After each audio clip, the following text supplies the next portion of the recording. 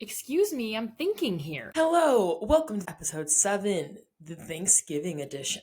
So, a little recap of this past week. I was on Thanksgiving break, ate a lot of good food, went into New York City for Black Friday, and hosted my family from Colorado. Back at school, all I want to do is nothing, but alas, we must push for the final 2 weeks and prepare for finals. Question of the day today is, if you hosted a Thanksgiving dinner, what celebrities would you invite? I started with a small list and then it slowly grew and grew and grew because I thought of the roles that they would play. So first I start with the chefs. Who's bringing the best dishes? Now, don't get confused. Everyone is bringing a dish, but these are like going to be the showstoppers. I'm thinking Selena Gomez because she has a cooking show, and Terry Crews because he was on a cooking competition for celebrities and he made a shrimp dish, and I really like shrimp. Also, good vibes from both those people. Next, I feel like you need an old wise person. I'm gonna invite Barbara from Abbott Elementary. I just think her presence will be nice and very warm and calm, and she'll probably impart some wisdom on us. Next is the wild cards. You don't know what's gonna happen with them. Everyone's gonna be talking about them after the night. I'm gonna invite Jennifer Lawrence because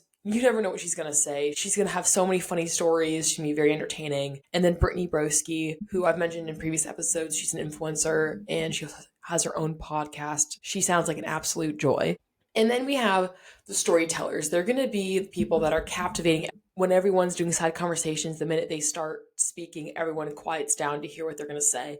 So that would be Kiki Palmer and Jake Shane for the planner, kind of the one who has her shit together. She's helping curate the night. She has maybe brought an activity for us to do. That's going to be Margot Robbie. And this is when the guest count went from like 8 to 30. So we're going to invite the entire friend group of famous bachelors. They're an Instagram account. It's this group of guys where they navigate dating and they share just like over analyzing texts from girls. It's really funny. I just feel like they'd be really entertaining and a good time to have. Also, these two influencer friends are Delaney Smith and Tiffany Sherry's, the two of them, but I want them to come in character. They have a lot of bits and sketches that they do, and I want them to come, maybe the one where they're like the 1920s actors, where they're like, oh, shunny boy. Then the absolute chiller. Like, they might not say a lot, but they're nice to have, very calm, very easy to talk to.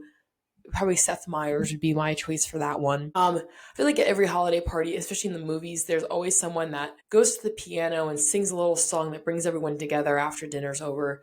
And I think that's Adele. Her voice is very soulful. She sings a lot of ballads. And also, she seems like a nice person who's also really funny and also very empathetic. So I think she would be great. This last one came to me about 5 minutes ago, where it's the group where it's like, what are they up to now? They were famous like about a decade ago, and it's just, what are they doing now? And that would be the cast of Good Luck Charlie. The entire cast of Good Luck Charlie. Abe, Charlie, Eddie, Jamie, and we can even add Miss Daphne if we really wanted to. And Ivy and Spencer. What are they doing? How are they passing time? Are they still in entertainment? In upcoming movies? That's question of the day. Would love to hear your lineup for Thanksgiving. Pop culture.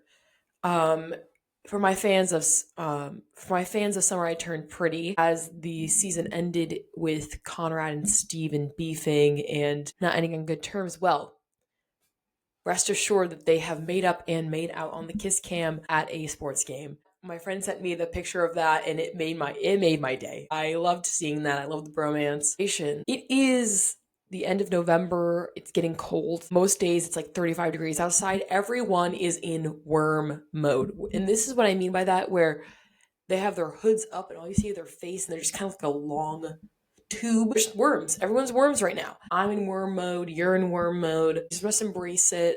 And then looking forward to when I'm no longer in worm mode and can actually feel my hands. This next idea, I was getting lunch with my friend John Carlo, and we were talking about how there's so many thrift pop-ups at UConn, or just pop-up events for the giveaway stuff. But what about a used book pop-up? I went to a street fair in New Haven where they had this book bus. It was adorable. It's a little mobile used bookstore, and I think UConn would really use that. I feel like there's a lot of readers at UConn. A lot of my friends, like, we exchange Goodreads. We enjoy reading, especially on break. So I think having a used bookstore would be a lucrative business avenue. I haven't heard of anyone doing it at college campuses. If you do it, give me a cut, preferably maybe 20% would be nice. Send it my way. Men are very interesting. I like to make observations about them. And one is that men are getting perms again. Perms are coming back. When I say men, I even mean teenage boys. The broccoli cut is kind of the thing. I look around and observe and I'm just like, wow, everyone's doing the short on the sides and like a whole curly thing on top. They're using product, which is great. Keep it up. So yeah, the broccoli cut is in. People are getting perms. I'm here for it. I love men putting effort into their appearance. I appreciate that. Philosophical is we spend a lot of our life waiting. And just think about how much you wait in line, amusement parks, restaurants, just waiting for your friends to get ready. Because I would go so bold to say that we spend probably a third of our waking hours waiting. That's terrible. Like you're just waiting for something to happen. For basketball games at UConn, most people camp out start of the day like 8 a.m. for a game that's at 7 p.m. So you're spending 11 hours of your day just waiting in line for a game. I hate waiting. I'm just impatient. It's really what it is. And last but not least, the song that's living in my head rent free has been Take It Off by Kesha. This is a throwback, oldie but a goodie, and let me play it for you.